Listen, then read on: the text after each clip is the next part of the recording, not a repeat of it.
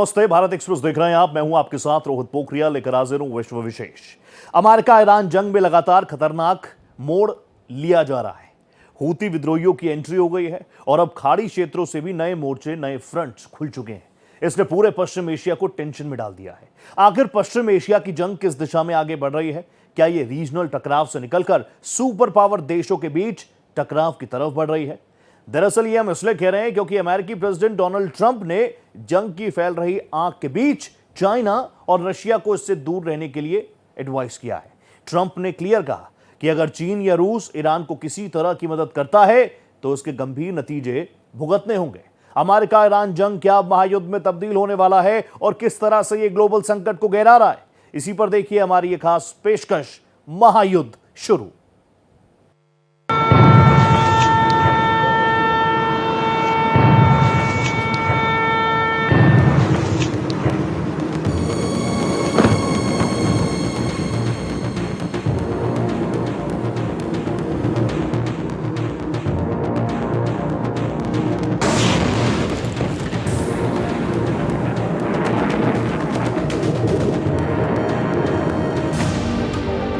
महायुद्ध शुरू।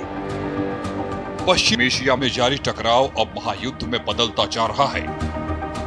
अलग अलग मोर्चे खुल रहे हैं और भीषण हमले शुरू हो गए हैं। अमेरिका और ईरान के बीच छिड़ी जंग से पहले हूती विद्रोहियों की एंट्री हुई। फिर खाड़ी के कई देशों पर मिसाइल और ड्रोन से हमले हुए। अब इस संघर्ष का दायरा लगातार बढ़ता जा रहा है। हर गुजरते दिन के साथ नए देश इसमें शामिल होते जा रहे हैं, नए मोर्चे खोल रहे हैं। इसी बीच अमेरिका ने चीन और रूस को दो टूक शब्दों में कहा है कि वो ईरान को किसी भी तरह की सैन्य या रणनीतिक मदद देने से बचे। उन्होंने कहा कि अगर ईरान को किसी भी तरह की मदद दी जाती है तो उसका अंजाम बहुत बुरा होगा। क्या पश्चिम एशिया की ये जंग अब महाशक्तियों की सीधी टक्कर में बदलने वाली है? देखिए, ये बोलते हैं ना कि पागल लोगों के हाथ में, बंदरों के हाथ में उस तरह दे दो तो नुकसान ही नुकसान होगा। ठीक है, अब यहाँ इतनी ताकत अमेरिका के हाथ में दे दी है और उनका सरगना अगर एक इंसान हो जिसकी दिमागी हालात के ऊपर सवालिया निशान है तो दुनिया का नुकसान होगा ही। आप ईरान को ज्यादा तंग करेंगे, छेड़ेंगे, उसका अगला मुंह क्या होगा? हouthis को बोलो कि रेड सी भी बंद कर दो। 22% रोक दिया हॉर्मुज से, 15% रोक दो ये रेड सी से, बाबल मंदेब स्ट्रेट से, और कर दो दुनिया की तबाही पूर्ण रूप से स्वाहा। कर लो जो करना है। और ये भी लगे हैं कि साहब मैं करा कर ही छोड़ूंगा। क्या हासिल होगा आपको? दुनिया की इकोनॉमी तबाह करके आपको क्या श्रेय मिलेगा? आपकी खुद की इकोनॉमी भी मार खाएगी। ईरान के खिलाफ नया मोर्चा।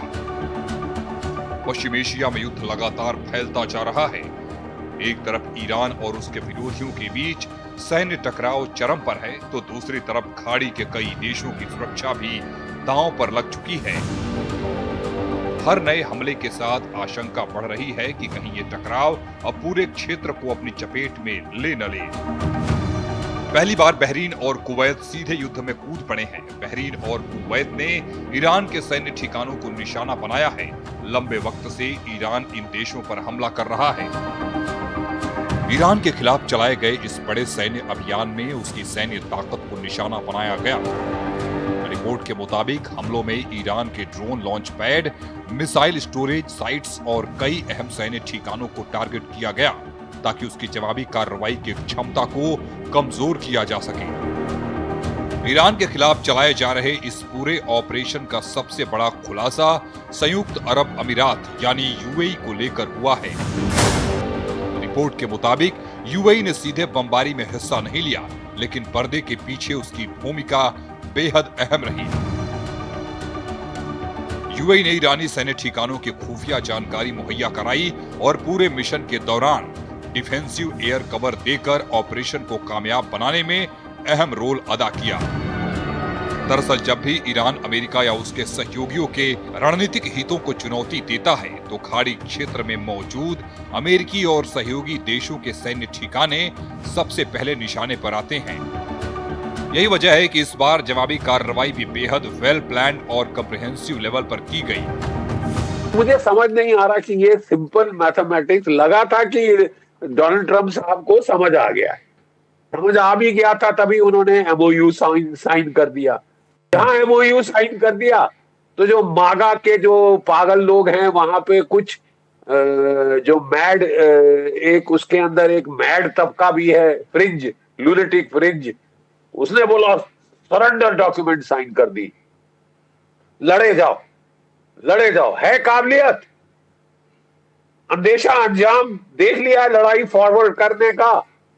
गल्फ ऑफ हॉर्मुज तो बंद है, बाबल मंदेब स्ट्रेट भी बंद करा के आप साबित क्या करना चाहते हो कि रही सही दुनिया की इकोनॉमी में अगर कुछ स्कोप था बचने का, वो भी हम खत्म कर रहे हैं कि दुनिया की इकोनॉमी को तबाह करके डोनाल्ड ट्रंप साहब अपने आप को चंगेज खान बोलेंगे या क्या, वो खुद पे चोट पहुंचा रहे। यूरोप की इकोनॉमी की तबाही, एशिया की इकोनॉमी की तबाही, भारत की इकोनॉमी की तबाही करके तुम्हें मिलेगा क्या? इसी बीच ईरान ने बहरीन, कुवैत और जॉर्डन में मौजूद अमेरिकी सैन्य ठिकानों को निशाना बनाया है। ईरान की रिवॉल्यूशनरी गार्ड्स ने बहरीन में अमेरिकी सैन्य अड्डे पर हमले का दावा किया। सुपर पावर देशों में टकराव। ईरान जंग में पूरी तरह से उलझ चुके अमेरिकी राष्ट्रपति डोनाल्ड ट्रंप की बौखलाहट लगातार बढ़ती जा रही है। ईरान का अमेरिकी हमलों पर पलटवार को देखते हुए ट्रंप ने चीन और रूस को लेकर बड़ा बयान दिया है। ट्रंप ने साफ शब्दों में कहा है कि अगर चीन या रूस ने ईरान को हथियार या किसी भी तरह की सैन्य मदद करता है तो इसके गंभीर नतीजे होंगे। ट्रंप की ये चेतावनी केवल ईरान तक सीमित नहीं है, बल्कि ये दुनिया की दूसरी महाशक्तियों के लिए भी साफ मैसेज है कि अगर अमेरिका इस युद्ध में किसी नए सैन्य गठबंधन या हथियारों की सप्लाई को स्वीकार करने के मूड में नहीं है। सवाल ये है कि क्या ट्रंप की चेतावनी के बाद चीन और रूस दूरी बनाए रखेंगे या पश्चिम एशिया की जंग महाशक्तियों के सीधे टकराव की ओर बढ़ेगी। अमेरिका की सबसे बड़ी टेंशन इस बात को लेकर है कि अगर ईरान को आधुनिक मिसाइलें, ड्रोन तकनीक या दूसरे मिलिट्री इक्विपमेंट मिले तो पश्चिम एशिया में जारी संघर्ष और ज्यादा घातक हो सकता है। ऐसे में वॉशिंगटन अब ईरान पर ही नहीं बल्कि उसके समर्थक देशों पर भी नजर रख रहा है। देखिए, अगर ट्रंप और इजराइल आयतुल्लाह खमैनी को असैसिनेट कर सकते हैं, 48 टॉप कमांडरों को असैसिनेट कर सकते हैं और मार उस पे भंगड़ा कर रहे हैं कि हमने मार दिया, मार दिया, मार दिया, मतलब वो ये भी नहीं कह रहे कि हमने कोई क्लैंडस्टाइन किया है, शरेआम कह रहे हैं हमने मारा और मारेंगे, मुश्तबा को भी मारेंगे। ठीक है, तो कल अगर दूसरे आपके बरखिलाफ यही करें, उनकी टेक्निक अलग होगी, वो टेररिस्ट के थ्रू वो करेंगे। ठीक है, लोकल या कहीं और के टेररिस्ट लगा लोगों के करने की कोशिश करेंगे। इतना आसान तो नहीं है, मैं साफ कह दूं, क्योंकि यूनाइटेड स्टेट्स दो महासागरों के बीच है। मतलब उसकी जो, जैसे कहते हैं ना किले की मोट होती थी, ये तो किला है, अलग से वहां है, वहां पे जाके किसी का मारना कर पाना बहुत मुश्किल है। लेकिन ये जरूर है कि डोनाल्ड ट्रंप साहब को बड़ी सिंपैथी मिलती है। जब उनपे असैसिनेशन अटेम्प्ट हुआ था और उस वक्त वो डरे नहीं थे, साफ कहना पड़ेगा कि वो मतलब हैरत में पकड़े गए तो उनको भी समझ नहीं आया क्या, तो थोड़ी बहादुरी दिखा दी। जो जब उनको वियतनाम जाना था लड़ने के लिए, तब वो वहां से चिकन आउट हो गए। दरअसल अगर चीन और रूस खोलकर ईरान के समर्थन में उतरते हैं तो ये संघर्ष सिर्फ पश्चिमी एशिया तक सीमित नहीं रहेगा। ट्रंप का ये बयान उस वक्त आया है जब पश्चिम एशिया में टेंशन और कई देश इसमें शामिल हो गए हैं। अमेरिका अपने सहयोगी देशों के साथ मिलकर ईरान पर दबाव बनाए रखने की रणनीति पर काम कर रहा है, जबकि चीन और रूस की अगली चाल पर पूरी दुनिया की नजरें टिकी हुई हैं। ट्रंप ने दावा किया है कि चीन के राष्ट्रपति शी जिनपिंग और रूस के राष्ट्रपति व्लादिमीर पुतिन ने उन्हें भरोसा दिलाया है कि वे ईरान को हथियार मुहैया नहीं करवाएंगे।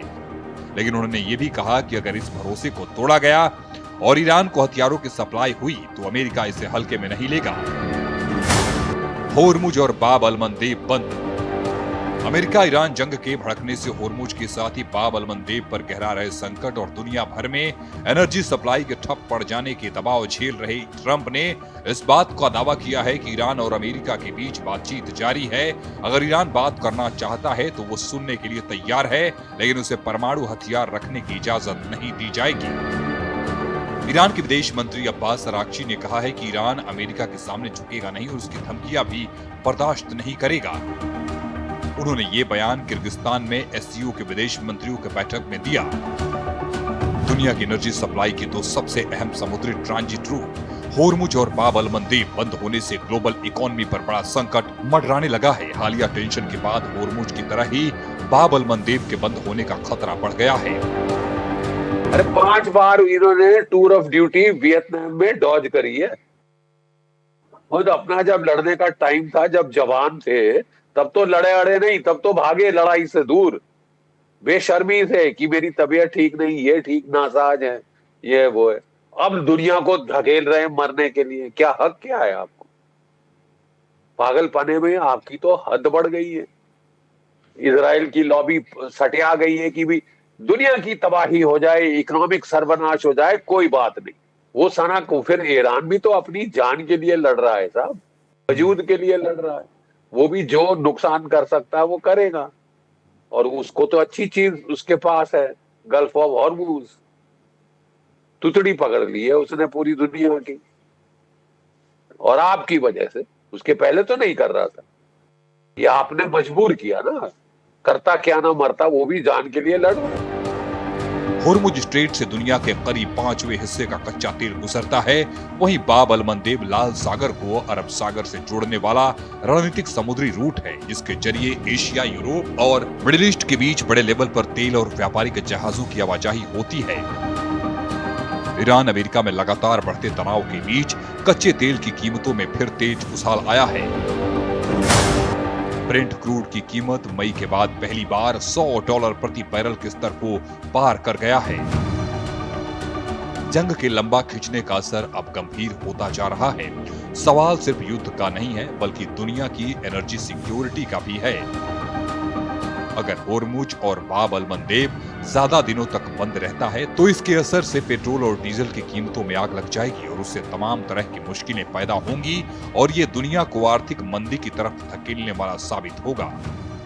ये सिर्फ पश्चिम एशिया की लड़ाई नहीं रह गई है, अब इसके पीछे सुपर पावर देशों के बीच की रणनीतिक कंपटीशन भी साफ दिखाई देने लगी है। एक तरफ अमेरिका अपने सहयोगियों के साथ ईरान पर दबाव बढ़ा रहा है, तो दूसरी ओर चीन और रूस की हर गतिविधि पर उसकी पैनी नजर है। Bureau report, Bharat express.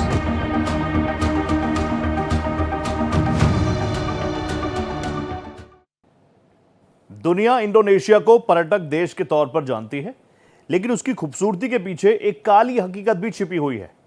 Indonesia के सुंबा द्वीप में पीढ़ियों से चले आ रहे शोषण और दास प्रथा गंभीर लेवल पर है। यह वो द्वीप है जहां पर इंसान जन्म से आजाद नहीं, गुलाम माना जाता है, जहां पर बच्चों को उनके हाथों में बेड़ियां और मजदूरी का बोझ थमा दिया जाता है। आखिर कानून बनने के बाद भी सुंबा द्वीप में क्यों लोग मजबूरी की जिंदगी जीने को मजबूर हैं? इसी पर देखिए ये खास पेशकश, इंडोनेशिया का कलंक।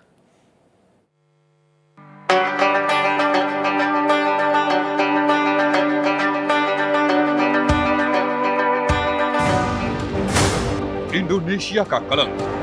क्या आप यकीन करेंगे, 21वीं सदी में भी दुनिया के एक हिस्से में इंसानों की खरीद फरोख्त होती है, जहां बच्चे आजाद नहीं बल्कि गुलाम बनकर पैदा होते हैं, जहां महिलाओं के शरीर पर मालिक अपना हक समझते हैं और इंसान की पहचान सिर्फ एक संपत्ति से ज्यादा कुछ नहीं होती। इंडोनेशिया के दूर दराज द्वीप से सामने आई ह्यूमन राइट्स कार्यकर्ताओं की रिपोर्ट ने पूरी दुनिया को झकझोर कर रख दिया है। रिपोर्ट के मुताबिक यहाँ पीढ़ियों से चली आ रही दास प्रथा आज भी पूरी तरह से खत्म नहीं हुई है। 21वीं सदी में भी इंसान बिक रहे हैं, मासूम जन्म लेते ही गुलाम बन जाते हैं। जन्नत के पीछे जहन्नुम।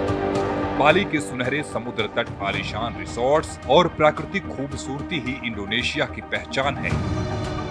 हर साल लाखों टूरिस्ट यहाँ की खूबसूरती का दीदार करने के लिए पहुँचते हैं, लेकिन इसी चमक दमक के पीछे एक ऐसी सच्चाई दुनिया के सामने आई है जो पूरी इंसानियत को झकझोर कर रख देती है। इंडोनेशिया का एक द्वीप ऐसा भी है जहां आज भी आजादी हर इंसान की किस्मत में नहीं लिखी है, जहां जन्म लेने वाले कुछ बच्चे अपने भविष्य के नहीं बल्कि किसी और के अधिकार माने जाते हैं, जहां पीढ़ियों से चली आ रही गुलामी, शोषण और ह्यूमन राइट्स वायलेशन के आरोप इस खूबसूरत देश की छवि पर एक गहरे दाग की तरह मौजूद हैं।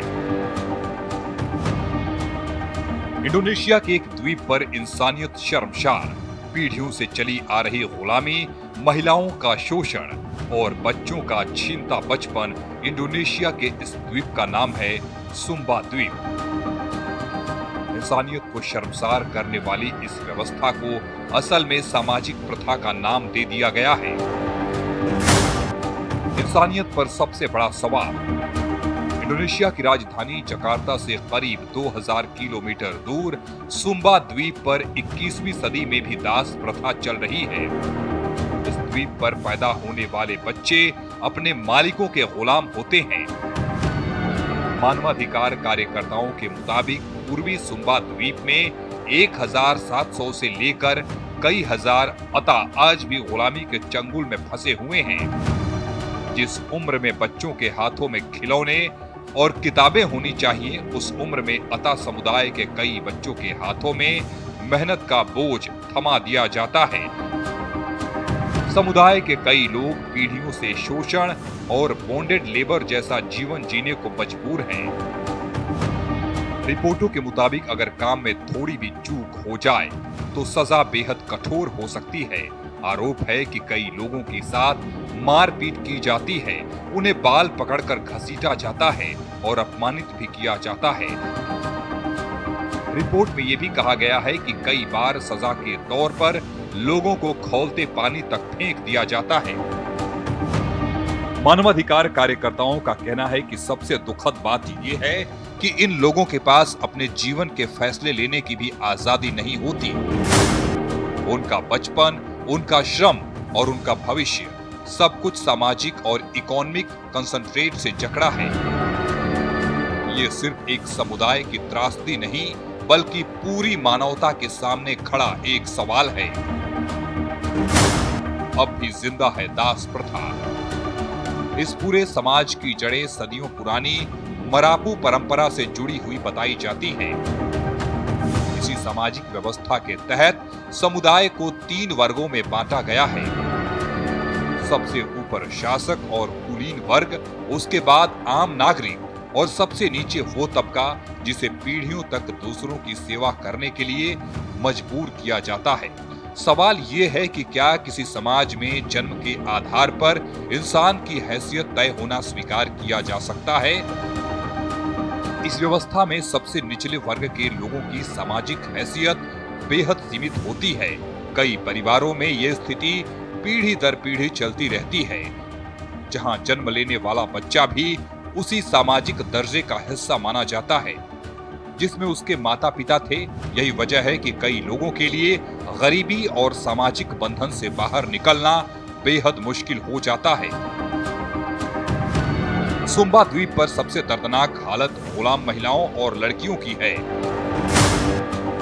गुलाम लड़की मालिक की संपत्ति होती है, इसलिए अता समुदाय की लड़कियों महिलाओं के साथ फिजिकल रिलेशन को रेप नहीं माना जाता है, बल्कि इसे अपनी संपत्ति पर अधिकार माना जाता है। अंतर्राष्ट्रीय मानवाधिकार संगठन लगातार इंडोनेशिया सरकार से मांग कर रहे हैं कि अता लोगों को फौरन आजाद घोषित किया जाए। हालांकि इंडोनेशिया सरकार इस मामले पर सुस्त दिख रही है। कानून हकीकत के बीच खाई।